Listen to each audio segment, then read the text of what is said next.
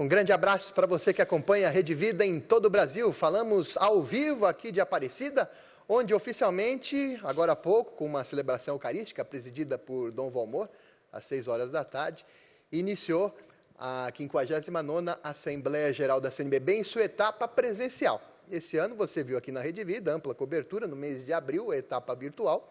E agora, nessa semana, até sexta-feira, a etapa presencial da Assembleia dos Bispos. E o primeiro programa, o pontapé inicial da cobertura especialíssima da Rede Vida no programa Diálogo dos Bispos, começa com 3 convidados muito ilustres, amigos da Rede Vida, com 3 convidados muito especiais. Recebo o Dom Valmor Oliveira de Azevedo, presidente da CNBB, Conferência Nacional dos Bispos do Brasil, arcebispo de Belo Horizonte. Dom Valmor, que alegria estar conosco aqui no Diálogo dos Bispos, aqui em Aparecida novamente. Fizemos na época dos 15 anos do documento de Aparecida e agora o senhor de novo aqui conosco. É uma alegria, Dom Valmor. Boa noite, Paulo. Boa noite a todos os telespectadores, Dom Joel e Padre Patrick.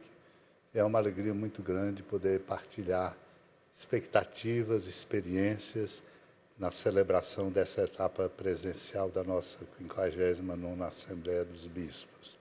Uma alegria, porque é um momento de grande importância para a vida da Igreja, porque nos congregamos como primeiros servidores do amado povo de Deus.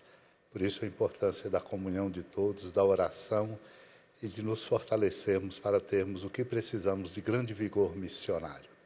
Recebemos aqui Dom Joel Portela Amado, secretário-geral da CNBB, bispo auxiliar do Rio de Janeiro. Dom Joel, que alegria, obrigado aqui por toda a receptividade, que essa Assembleia vai ser abençoada e já está sendo muito bem acolhida, viu? Muito obrigado. Nós agradecemos também à Rede Vida e aos demais meios de comunicação que fazem com que a Assembleia dos Bispos não seja apenas, Paulo, só dos bispos, né? Mas que ela chegue a toda a Igreja e já agora, já começo pedindo, rezem por nós, acompanhem-nos e, é claro, uma boa noite muito carinhoso. Dom Valmor, Padre Patrick, Paulo e quem nos acompanha. Padre Patrick, o senhor é subsecretário adjunto-geral da CNBB. O que é esse cargo? O que é essa missão? Então, boa noite, Paulo, Dom Valmor, Dom Joel, aqueles que nos acompanham. O subsecretário adjunto-geral, a partir dos estatutos da conferência, é aquele colaborador imediato do secretariado. É como se fosse o vigário-geral do secretário-geral, né? Então, é aquele que ajuda nos processos, seja com o acompanhamento dos colaboradores, a vida da casa, a sede, também parte da documentação, que pensa um pouco nessa estrutura. É o servidor. É seu braço direito, Dom João?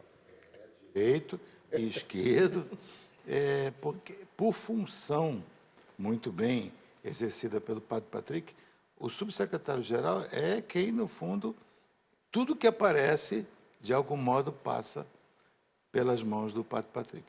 Nem sempre pelas mãos do secretário-geral, mas passa pela mão do sim. O Padre Patrick falou de estatuto. O estatuto é tema desse ano na Assembleia. O que pode ser revisto? O que pode ser mudado? Nós estamos numa fase também muito importante para a aprovação definitiva dos estatutos. Lembrando, nós estamos trabalhando a atualização dos estatutos desde 2015, ou um pouquinho antes. Portanto, já várias etapas nesse processo. E agora, nos 3 últimos anos, uma etapa muito intensa de trabalho, com uma comissão específica e com a participação bastante ampla dos bispos. Essa atualização leva em conta necessidades que tinham sido levantadas antes da pandemia e necessidades que a pandemia agora nos coloca. Portanto, é um momento de grande importância, porque ao definirmos o estatuto, nós estaremos fazendo e desenhando um horizonte no qual nós vamos trabalhar para correspondermos melhor naquilo que é a identidade e a missão da CNBB na Igreja no Brasil. O que, por exemplo, pode ser revisto ou pode ser mudado? São muitos detalhes no trabalho. Poderíamos dizer, por exemplo, aquilo que é a articulação na gestão pastoral, que deve ser alguma coisa ágil, moderna e sustentável. Portanto, é algo importante que está no contexto do Estatuto. Poderia me referir também à importância dos funcionamentos de modo a dar mais agilidade a processos. Levar em conta, por exemplo, que nós estamos num tempo em que a virtualidade tem a sua força. E no estatuto anterior isso não era naturalmente considerado e que a pandemia abriu. São muitos aspectos e importantíssimos de a gente avançar na reforma do estatuto. Por exemplo, votações. É possível ter um estatuto reformado que possa ser votações virtuais ou isso está fora de cogitação? É um dos pontos a ser apresentado à Assembleia. Nós temos já a experiência na Assembleia 58ª, ano passado, e na etapa virtual esse ano, de muitos assuntos conversados, discernidos e decisões tomadas. Mas as decisões que implicam vinculação jurídica, obrigação jurídica, estas, o Estatuto que é anterior a todo esse desenvolvimento que tivemos com a informática, isso o Estatuto ainda não prevê. Então, uma das ideias é que isso vai ser apresentado à Assembleia e, se assim a Assembleia considerar, que seja aprovado. Tecnicamente já é possível? Ou ainda não? Por exemplo, uma votação online? Há detalhes importantes no processo de votação da CNBB que precisam ser destacados. Às vezes as pessoas dizem, mas vocês são muito lentos. Não é um problema de lentidão. É que o nosso processo tem aprovação, rejeição, aprovação com emenda e destaque. Não é burocracia. É o direito a cada bispo de defender o seu ponto de vista até onde é possível. Evidentemente que não vai ficar a Assembleia inteira debatendo e defendendo, mas que nenhum bispo fique sem defender o seu ponto de vista. Naquelas votações que são alçada de mão, sim e não, já é tranquilo que o sistema virtual permite que o seja. Sabemos trabalhar também com as emendas, mas ainda precisamos amadurecer em algumas coisas. Eu diria que estamos a meio caminho e temos muito a aprender, mas já avançamos muito. A pandemia foi uma grande escola. Avançamos muito e um aspecto muito interessante é que a celeridade de processos de consulta, por exemplo, de participação, de envolvimentos, de encontros importantes. Nesse tempo da pandemia, ao invés de nos afastarmos, ficamos em casa, mas nos encontramos muitas vezes mais do que, às vezes, como era de costume, presencialmente. E muitos assuntos foram debatidos e trabalhados, mostrando exatamente a importância da tecnologia ressoando dentro de um estatuto que tem a sua normatividade jurídica, obviamente, e seus pontos, naturalmente, que merecem respeito. Mas isso é muito interessante.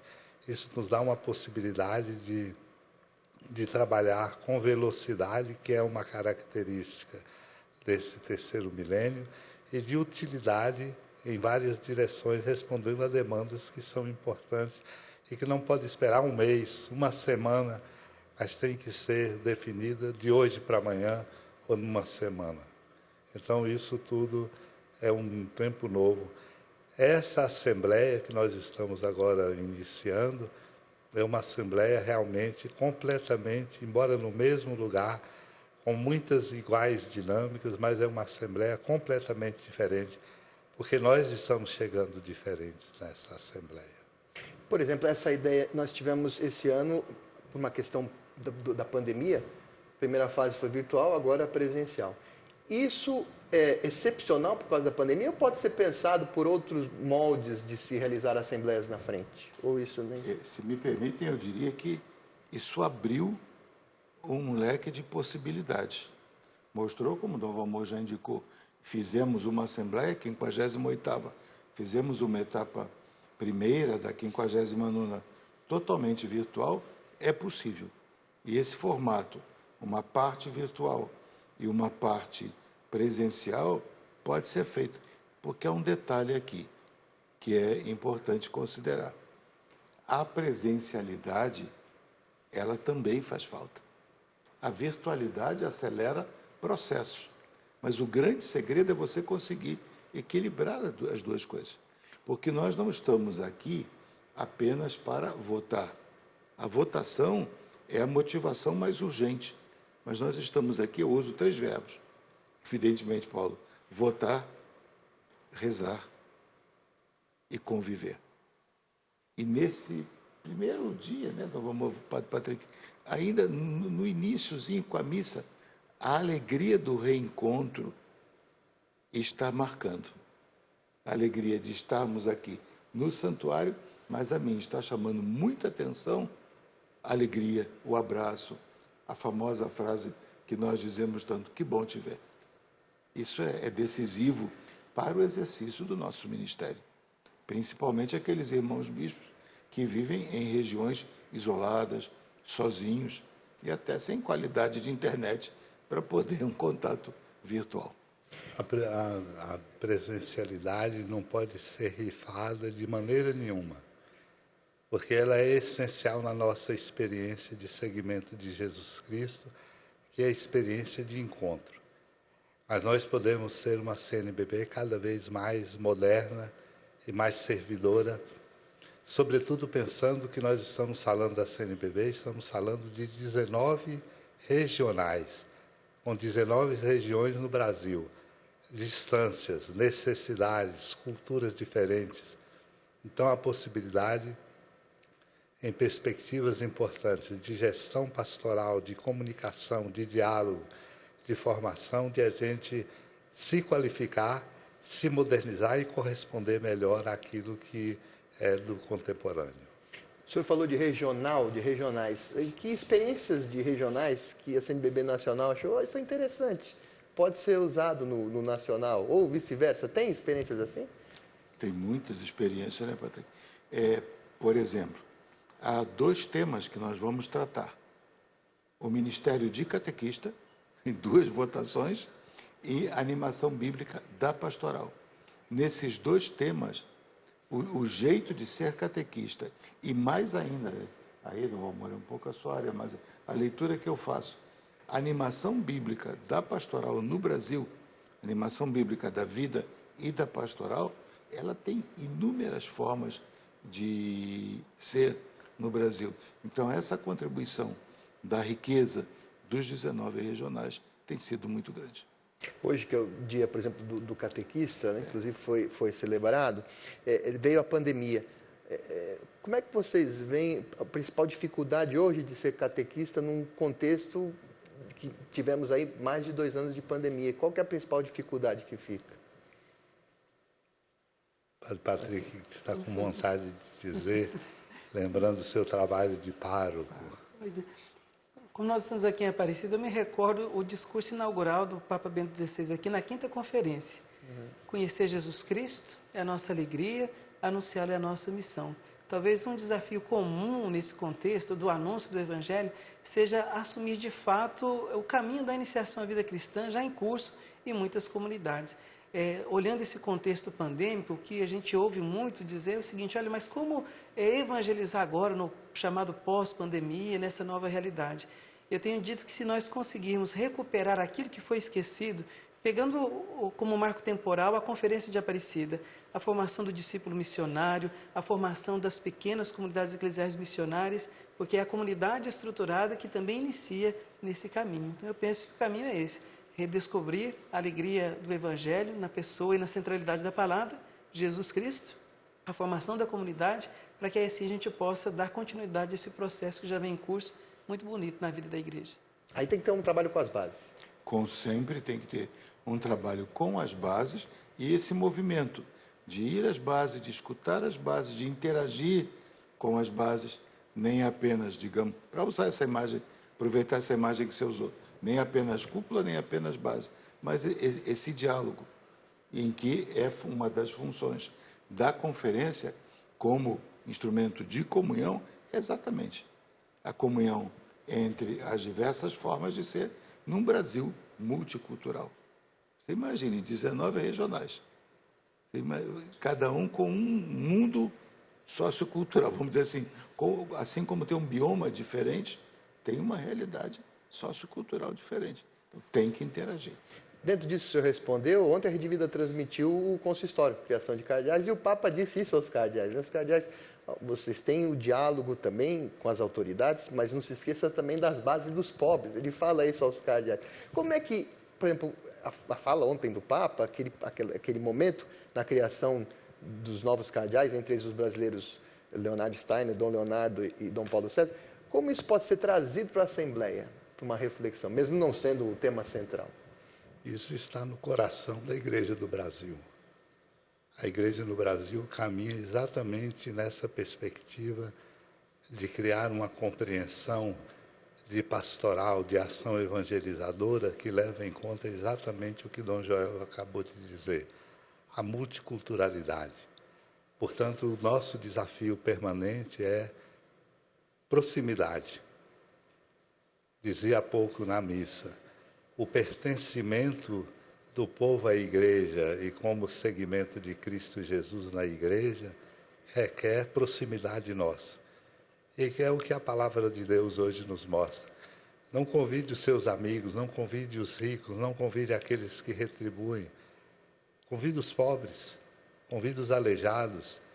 E tudo isso o Senhor está dizendo não para criar perspectivas de discriminação, mas exatamente para dizer, sem proximidade e sem empatia, a evangelização pode se tornar apenas uma explicação, mas não entra na alma, não cria corpo e não produz comunhão. O que o Papa Francisco disse é uma tecla na qual precisa ser batida, mas nós sentimos no trabalho pastoral, nas diretrizes gerais da ação evangelizadora da Igreja no Brasil. Este é o horizonte, à luz de Aparecida, à luz do Concílio Vaticano II, essa perspectiva. É uma perspectiva também que a gente percebe de igreja sinodal, né? Dessa sinodalidade. Mas as bases já têm noção do que é isso, do que é uma igreja sinodal, o caminho de sinodalidade ou ainda não? Não está claro isso? Sinodalidade é um conceito importante, urgente e confuso. Você junta os três. E nós sabemos que é importante viver sinodalidade. Nós sabemos que é urgente, mas ainda existem compreensões diversas. A meu ver, e é um pouco o meu jeito de ver, sinodalidade é a expressão da comunhão eclesial hoje. A igreja, que é ícone da Trindade, é uma antiga expressão, é sempre comunhão. E é uma comunhão que o tempo todo vai tendo que ser aprimorada. No momento, é a sinodalidade. E o que é? Ouvir pessoas, deixando-as participar, dentro do possível, dos processos de decisão. Esse é um momento bonito da igreja. Talvez o que desafia seja a dimensão conceitual, que é importante, tem seu lugar, sua validade, porque se a gente conceitualmente faz confusão sobre alguma coisa, pensa que uma coisa que é uma coisa como se fosse outra. Mas, na verdade, sinodalidade, nesse conceitual, é uma experiência mística de igreja, de vida e de seguimento de Cristo Jesus. Nesse sentido, temos um longo caminho a percorrer como igreja, porque precisamos de uma grande reação missionária. Mas a nossa igreja, através de tantas pessoas, dos nossos catequistas, vamos lembrar deles hoje no último domingo do mês de agosto, mês vocacional, mas padres, bispos, religiosos e religiosas, cristãos leigos e leigas, estão na proximidade, formando comunhão, no anúncio da palavra, na formação e na educação permanente da fé, na partilha, no cuidado com os pobres. Então, isso é sinodalidade. Nós temos que compreender que, em sendo isso sinodalidade, nós não podemos ser só o tanto que somos, temos que ser muito mais e sempre mais para envolver pessoas na experiência do seguimento de Cristo. Os telespectadores vão participando, o programa ao vivo aqui de Aparecida, nesse início de Assembleia Geral da CNBB, amanhã às 8 horas da manhã com a laude, celebração das laudes, depois a sessão de instalação, a sessão de abertura da parte presencial, lembrando que tivemos a parte virtual em abril desse ano, da 59ª edição da Assembleia Geral, e você pode mandar as suas perguntas ao vivo aqui, pelo YouTube da Rede Vida, YouTube/Rede Vida ao vivo. Você entra no YouTube e dá a opção Rede Vida ao vivo. Você assiste pelo YouTube ao vivo a programação da Rede Vida e lá você se inscreve no YouTube e pode mandar as suas perguntas. Tem a pergunta aqui muito interessante do Antônio Pitágoras. Vamos colocá-la depois do intervalo para a resposta de Dom Valmor, Dom Joel, do Padre Patrick.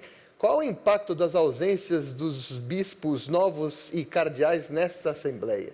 Mas depois do intervalo. Rede Vida, o canal da família, liberdade para construir um mundo melhor. Estamos de volta ao vivo aqui de Aparecida, o Diálogo dos Bispos, primeiro Diálogo dos Bispos nessa 59ª edição da Assembleia Geral da CNBB, na etapa presencial. Fizemos o Diálogo dos Bispos, você sabe, virtualmente no mês de abril.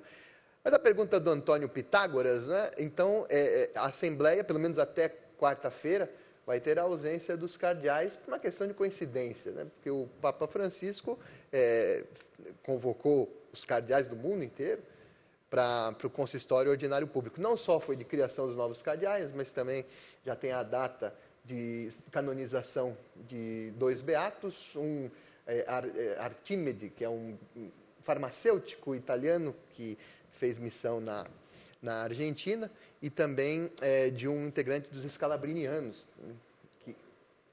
o Papa Escalabriniano, né, que vai ser canonizado. E depois também a conversa com os cardeais ao longo da semana sobre pregar o Evangelho, a Constituição nova da Cúria Romana, do Papa Francisco. Então, os cardeais não estarão, pelo menos até quarta-feira aqui. De que forma isso impacta? A pergunta é muito técnica, hein, Paulo? Antônio Pitágoras conhece bem todo o desafio de escolhas, de votações, porque nós temos previstas 10 votações nessa Assembleia. Em algumas delas é preciso ter maioria qualificada dos membros da conferência. Isso significa não maioria dos que estão presentes, mas dos 322 bispos que fazem parte da conferência. Nós teremos ausências dos cardeais, nós teremos ausência dos bispos de recente nomeação, que já foram para Roma para fazer um curso que todo bispo deve fazer, mais ou menos 10 dias em Roma, e alguns 7 bispos, por doença, não puderam estar presentes. Esse número não afeta o quórum exigido para as votações. Caso afetasse, não se poderia fazer alguma outra votação, missal, estatuto, teríamos que deixar ou para o ano que vem ou convocar uma extraordinária. Mas, por enquanto, Antônio Pitágoras e todos nós ficamos tranquilos que temos quórum para as votações, principalmente as qualificadas. Total são 322 que estaremos presentes. Menos 30 ausências. Portanto, 295. 292. Mas é muito interessante um aspecto da virtualidade. Um bispo me mandou dizendo, não consegui chegar para a missa, mas acompanhei a missa do ônibus entre o aeroporto e a Aparecida. Então, claro, para o que Dom Joel disse, tecnicamente, jurídico, canonicamente, exigências, mas não impacta numa comunhão importante como esses que estão doentes, eméritos, que não puderam vir. Isso é muito interessante nesse contexto. Obviamente que ao chegarmos aqui, somos muitos, porque somos a maior conferência de bispos do mundo. Sentimos falta, mas é importante dizer que essa comunhão é forte pela presencialidade, mas também como estamos com os cardeais em comunhão nesses dias que eles não estarão conosco. Agora, a participação dos cardeais faz falta aqui? Ou de certa forma... Pela experiência que tem, pela visão que tem do conjunto da igreja. E, numericamente, eles estarão aqui, se não todos os que puderem, e comprometeram-se a estar na quinta-feira e na sexta-feira para participar do que for necessário participar. Eu diria que fazem falta como número, porém fazem muito mais com a experiência que têm. Né? Alguns cardeais, né, Dom João, dizem que vão estar aqui na quinta-feira, pelo menos. Na quinta-feira. Porque quarta-feira, pelo meio-dia, horário Roma, me foi dito que terminariam as atividades por lá. Embarca à noite, de manhã desce em São Paulo, 2 horas e meia, já está aqui para a sessão da tarde. Quem já disse que gostaria de estar aqui? Dom Orani, Dom Odilo? Os que confirmaram, Dom Orani, Dom Odilo, Dom Sérgio, Dom Leonardo. Bom, vai ter também análise de conjuntura eclesial e análise de conjuntura sociopolítica do Brasil. Aliás, isso é natural em todas as assembleias, pelo menos desde quando eu comecei a cobrir, sempre tem essa análise de conjuntura. O que vocês esperam da análise de conjuntura sociopolítica do país? O objetivo da análise de conjuntura sociopolítica é nos colocar como pastores ao par de leituras mais técnicas e de especialistas a respeito da realidade que nós estamos vivendo. Nossa realidade é muito complexa. A complexidade daquilo que está configurado econômica, politicamente, socialmente, nos traz uma grande complexidade. Por isso, a análise é feita para nos ajudar a focalizar e a compreender melhor, inclusive em função de nosso posicionamento e da nossa palavra como pastores. Não somos politólogos, não somos políticos, mas somos pastores. E o nosso povo está na realidade em que nós estamos envolvidos e nela inseridos. Então, quando nós falamos mais de 30 milhões de pessoas passando fome no Brasil, nós não podemos simplesmente ignorar causas, precisamos compreendê-las. Temos um caminho muito importante, por exemplo, neste âmbito, com a campanha da Fraternidade 2023, exatamente Fraternidade e Fome. Mas nós precisamos também compreender para dizer uma palavra, dialogar, como é tarefa da Igreja, com aqueles que são os construtores da sociedade pluralista e que são os representantes do povo. Por isso tem uma importância realmente muito grande a análise de conjuntura sociopolítica. E se me permite, Paulo, um detalhe, é uma análise feita por uma equipe, né, Dom Vambo, que vem das universidades católicas, de diversas áreas das universidades, representando as suas instituições. É gente que trabalha no estudo tanto da realidade social, econômica, política e cultural do Brasil, quanto na parte teológico-pastoral do Brasil, que é a análise de conjuntura eclesial. Não vou dar spoiler agora, não, deixar que eles apresentem. Mas eu diria que há um dado que é uma experiência, né, que nós conseguimos, que Dom Amor, desde o início, insistiu muito nisso, que não fosse a palavra de um especialista, mas que houvesse essa comissão e que a cada reunião do Conselho Permanente, do CONCEP e da Assembleia é uma reflexão que continua. O que virá agora, nas duas análises, é a continuidade das anteriores. Uma coisa muito importante é ressaltar que é uma contribuição das nossas pontifícias universidades católicas e que são especialistas que podem nos ajudar a compreender a realidade a partir de diversificados pontos de vista e de especialidades. E não são pessoas que pensam, vamos dizer assim, tudo na mesma cartilha. São cientistas e que, portanto, têm liberdade de nos ajudar a compreender de vários ângulos a complexidade da realidade, o que para nós é muito importante. Porque, por exemplo, a palavra política hoje num Brasil polarizado, às vezes tem uma conotação meio pejorativa. Mas, por exemplo, o bispo, ele faz política ou não? Por exemplo. Depende do conceito de política. Assim como há pouco falávamos que sinodalidade é uma palavra com muitas compreensões, política também. Nós não fazemos política partidária. Se fizermos, estaremos errando na nossa missão. Isso vale para o bispo, vale para o clérigo, em geral. Mas quando a Igreja assume a sua vocação de sal, luz, fermento, presença no mundo, não deixa de estar fazendo política, né? Que é a forma mais nobre de fazer a caridade.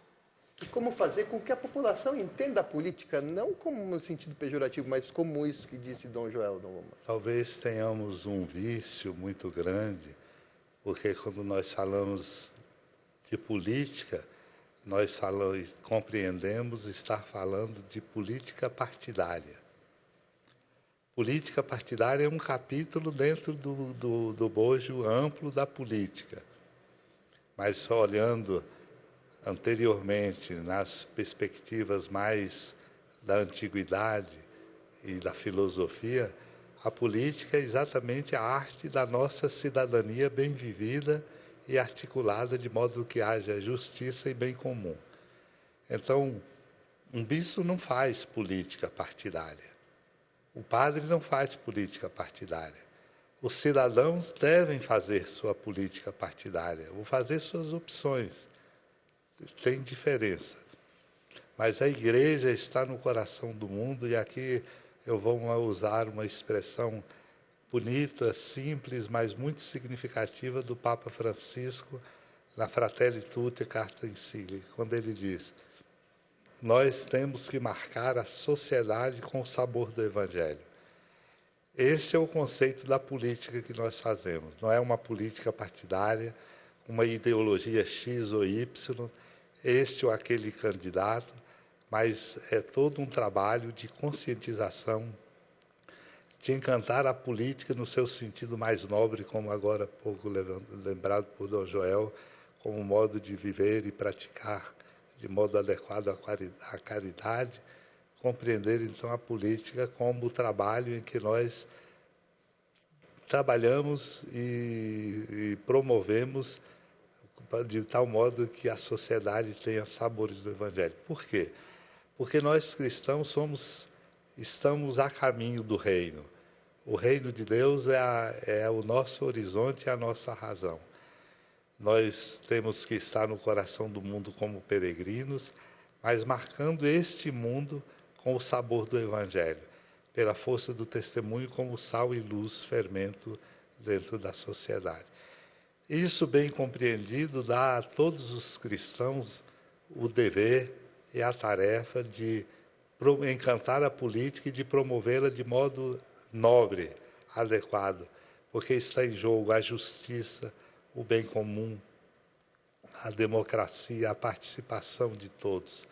Portanto, existem coisas que são muito mais importantes, infinitamente mais importantes do que política partidária. E nós, para crescermos como sociedade brasileira e ajudarmos naquilo que ela precisa, nós não podemos reduzir, por exemplo, em polarizações, em escolhas político-partidárias, em eleição de nomes. Nós precisamos, sim, as eleições são nomes. Nós vamos às urnas, vamos escolher, mas a política, no sentido amplo e nobre do seu significado, é uma tarefa importantíssima, porque temos um Brasil que precisa ser mais justo, mais fraterno, mais solidário e mais igual. Portanto, uma tarefa que a nossa fé tem uma grande e determinante contribuição. Então, não se faz política partidária, um padre, um bispo. Tem nomes da política quando é nessa questão de pensar na política nessa parte eleitoral. Mas aí como é que é o desafio? Não faz política partidária, mas como a hora que conversa com o leigo, conversa com o fiel, como é que deve ser essa conversa? Nós trabalhamos muito o que chamamos de conscientização. Nós trabalhamos a ética do processo, elementos e princípios que podem ajudar a ver melhor e a criar critérios de escolha. Portanto, a igreja não milita num partido político, não defende, não promove um candidato, mas dá aos seus fiéis critérios a partir dos valores do Evangelho, de modo que possa ver, essa pessoa tem condições, essa não tem. Essa não tem todas, mas tem mais e melhores do que aquela. São critérios na liberdade e na autonomia de todo eleitor. Na realidade, na conjuntura... temos mais um minutinho. Então, na realidade, na conjuntura eclesial, qual que é o principal desafio hoje dentro de uma sociedade que cada vez mais está laicizada? Isso é trazido também para essa análise eclesial ou não?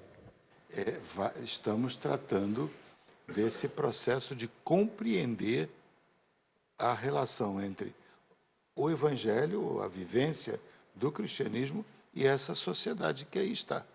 A laicização é uma das categorias de compreensão. Existem outras, mas o que você pergunta é a raiz de toda a questão. Como interagir, como dialogar com essa sociedade complexa que aí está. Fórmulas prontas? Não, isso aí tem... Não poderia nunca, porque é aquela pergunta lá atrás, de ouvir as bases, de conversar, fórmulas prontas não respeitariam. A clareza de princípios, isso sim, não se pode abrir mão, mas o diálogo tem sempre que ser feito. Agora o processo sinodal está com a CNBB? Não, já está passando? Já encaminhamos a síntese para a Secretaria do Sínodo e para o CELAM. Estamos preparando para março, 6 a 10 de março, 6 a 10, em Brasília, o encontro dos 4 países de Cone Sul, Argentina, Brasil, Paraguai e Uruguai. É a síntese de cada país a formar a síntese do Cone Sul. 6 a 10 de março em Brasília vai ter um encontro. No auditório de São João 23, auditório da CNBB. Nós vamos a um rápido intervalo e já voltamos no programa Diálogo dos Bispos, o primeiro da 59ª Assembleia Geral da CNBB, na sua etapa presencial. Rede Vida, o canal da família, liberdade para construir um mundo melhor. Voltamos ao vivo com o programa Diálogo dos Bispos, neste primeiro dia da 59ª Assembleia Geral da CNBB, na sua etapa presencial. Converso hoje, tem a agradável companhia de Dom Valmor Oliveira de Azevedo, presidente da CNBB, arcebispo de Belo Horizonte, Dom João Portela Amado, secretário-geral da CNBB, bispo auxiliar do Rio de Janeiro, e do padre Patrick Samuel Batista, subsecretário adjunto-geral da Conferência Nacional dos Bispos do Brasil. As perguntas vêm chegando aqui. Dom Joel, crise da família, qual que é a saída? Não desistir da família, reunir as famílias e reunir as pessoas dentro das famílias para conversarem, experimentando o diálogo e articulando as famílias em comunidade. Pelo menos essas 3 dicas. Nessa perspectiva de a gente lembrar que família é escola. Escola de amor, escola de fé, escola de vida. Se é escola, temos aprendizes. E todos somos aprendizes na família. Por isso a gente diz, nenhuma é perfeita, toda tem a sua história própria. E, portanto, considerá-la como escola e nela nos colocarmos como aprendizes. E o que ensinarmos, sobretudo por parte dos pais, seja pela força do testemunho. E ainda acrescento a importância de colocar a centralidade da palavra de Deus na vida da família. É tão simples colocar a palavra de Deus como centro na vida da família, com a leitura orante da palavra de Deus, com momentos que unem os corações para além apenas da diversão, das discussões que causam às vezes divergências, mas daquilo que reúne na força do amor de Deus. É uma aposta. A aposta é importante para a sociedade e a aposta é importante para a igreja. O Papa, a imprensa tem noticiado bastante, tem dado espaço a mulheres no Vaticano, inclusive em cargos decisórios, né? E os bispos brasileiros e a CNBB? A nossa igreja compreende na mesma perspectiva do Papa Francisco. Primeiro, porque é muito claro sempre para nós, as mulheres atuam em maioria dentro da igreja. Se nós pensarmos os catequistas, as catequistas são a maioria em relação a homens. Portanto, o que nós precisamos compreender e que toca não só na igreja, na política, na escola, no conjunto da sociedade, é compreender que nós temos ainda um longo caminho para vencer preconceitos.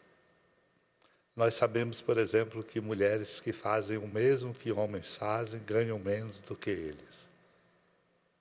Nós precisamos vencer preconceitos e saber, no diálogo, ter a força que vem e é própria da mulher.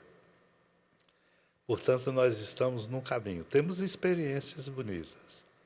Eu poderia falar, por exemplo, em Belo Horizonte, nós temos 3 assistentes episcopais.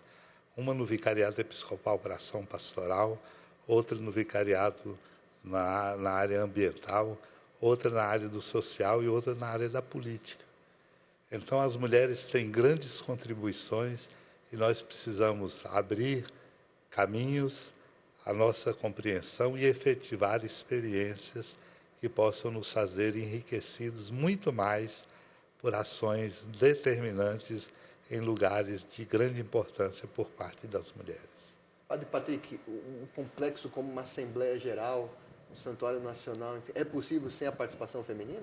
Muitas.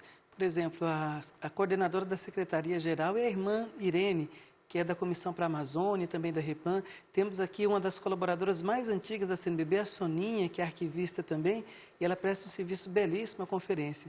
Na comissão missionária tem a presença da irmã Sandra, além de diversas colaboradoras, e a irmã Valéria também na comissão da juventude. Então, não somente o trabalho, o zelo e a dedicação, mas também a competência desse belo serviço prestado. Então, entre os colaboradores, muitas mulheres. Se você me permite, né, tem Luísa na recepção, Exato. Manuela na comunicação, né, e várias outras que poderia citar aqui. Como é que é justamente esse trabalho de equipe para a realização de uma Assembleia? Qual que é a importância dela? Nós temos aqui em Aparecida, desde sexta-feira, quase 40 colaboradores que vieram de Brasília, então, para fazer todo esse serviço, seja na recepção, na acolhida dos bispos, no serviço de secretaria e toda na parte de infraestrutura. Além da nossa equipe, temos também toda a equipe do Santuário Nacional, que colocou tudo à nossa disposição.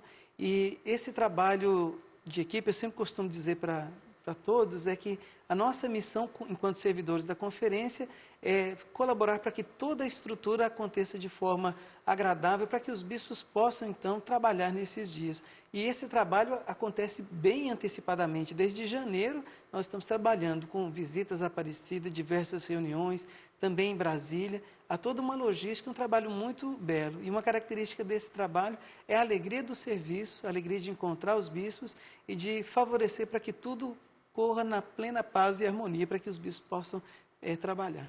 Falou em bispos, novos bispos. Qual que é a maior dificuldade hoje de se encontrar um perfil de um novo bispo nos tempos atuais? Eu imagino que deve ser uma responsabilidade imensa. Nós já não temos, né, Dom Valmor, o modelo do bispo plenipotenciário, monocrático e que sabe tudo, conhece tudo. É aquilo que Dom Valmor dizia quando citou as senhoras que trabalham nos vicariatos. É a capacidade de construir comunhão, de trabalhar em equipe, como também o padre Patrick fala, não é só para o bispo, mas para qualquer um que queira conduzir uma comunidade eclesial, vai ter que aprender a trabalhar. Nenhum de nós aqui faria o que fosse se não estivesse junto conosco uma equipe muito importante, como essa equipe, hoje, 40, né? 40 pessoas aqui, mas muitas mais que ficaram em Brasília e outras tantas, não sei nem quantas do santuário. Aqui, mais de 200 pessoas aqui do santuário. E se me permite, Paulo, Dom Joel, Dom Valmor, eu me lembro do número 24 da Alegria do Evangelho, quando o Papa Francisco fala das características que colocam uma igreja em saída, lá temos alguns verbos, atitudes sugestivas que nos ajudam, então, a avançar nesse caminho. Acolher, acompanhar, frutificar, então, são passos importantes para que essa caminhada de igreja em saída, essa igreja sinodal, nós possamos fazer de toda essa escuta um caminho. Qual que é o perfil de um bispo bom nos tempos de hoje?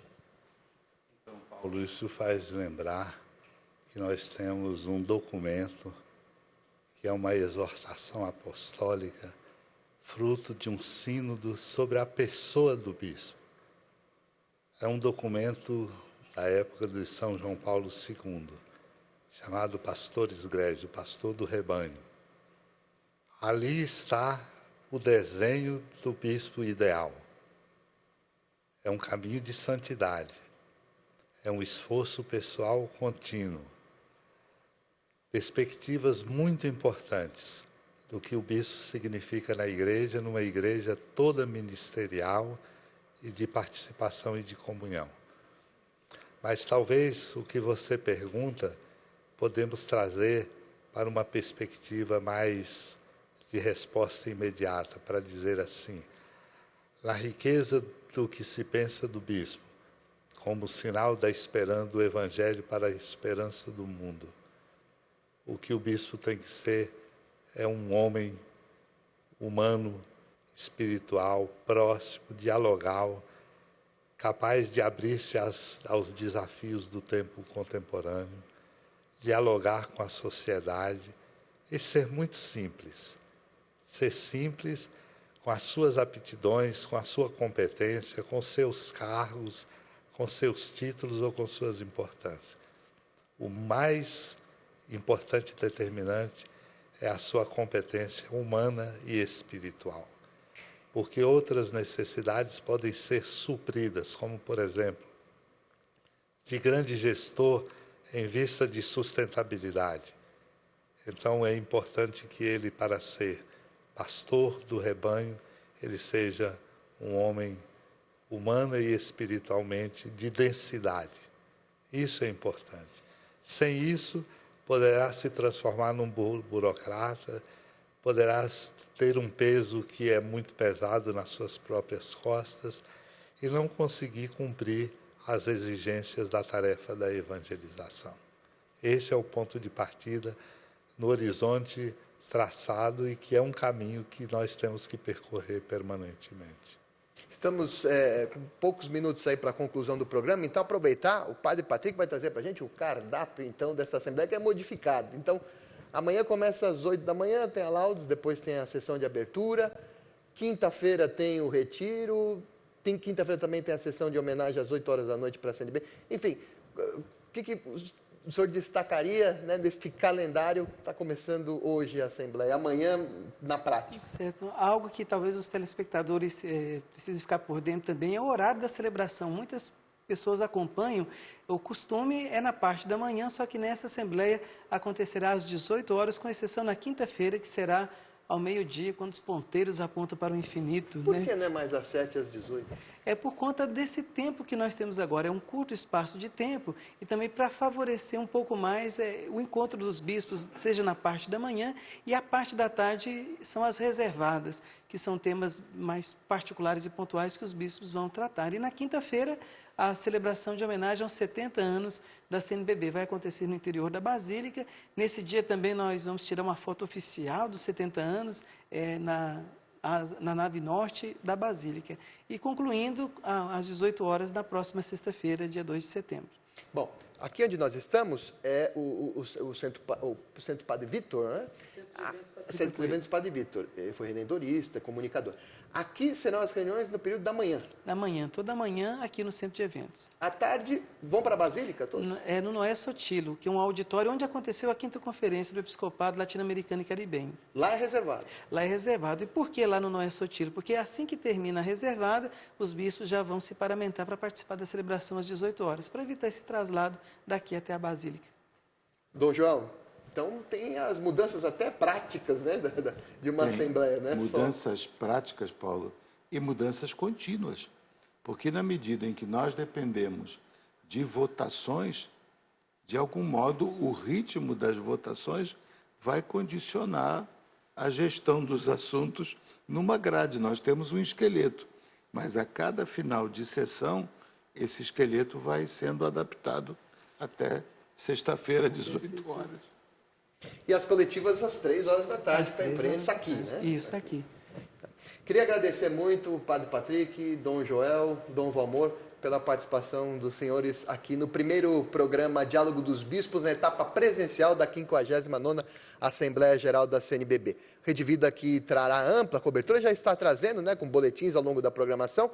Como o Padre Patrick disse, a missa é das 6 às 7, a Rede Vida transmite ao vivo, aí das 7 às 8 horas da noite, o jornalismo JCTV especial, trazendo as principais notícias também aqui da Assembleia, e à noite os diálogos dos bispos aqui, todas as noites, para que você fique bem informado do que vai estar acontecendo na 59ª Assembleia Geral da CNBB. Rede Vida, o canal da família, liberdade para construir um mundo melhor.